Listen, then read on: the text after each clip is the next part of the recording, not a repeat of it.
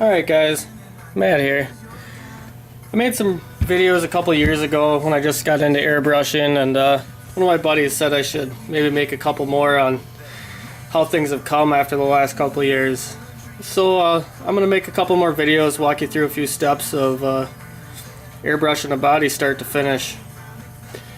Today I'm putting some liquid mask down on a handful of bodies I have to do for some friends and customers.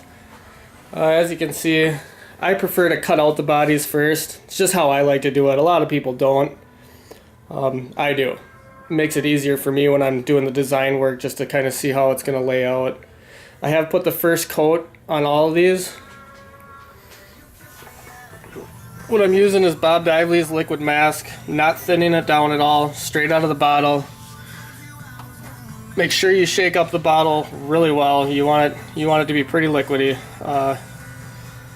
I'm spraying it out of this cheap spray gun from Harbor Freight. I think they're like 15 bucks maybe. I'll find the box so you can see what I'm working with.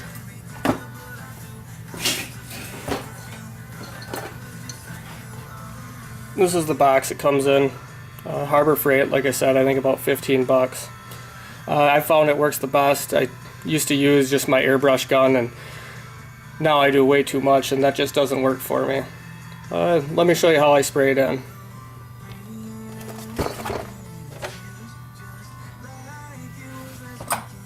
Basically, you just want to do nice thick coat. When you're putting it in the bottom, it should almost look like a nice layer of Elmer's white glue. Don't worry about getting runs.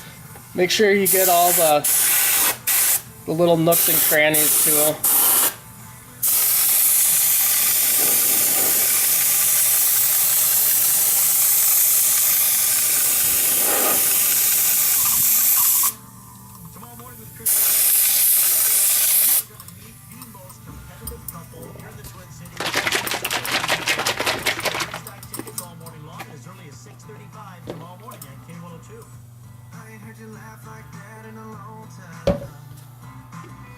One thing about this liquid mask is, if you have any, so I'm going to do these bodies, if I have any left over, you can still use it, but the next time you open it up, say I'm going to open it up in another week,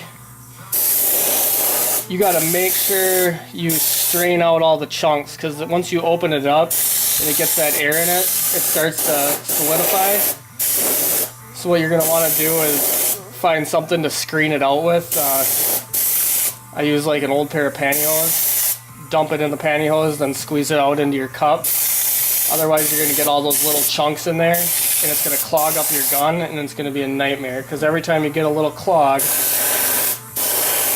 you're going to have to tear your airbrush apart to get that clog out.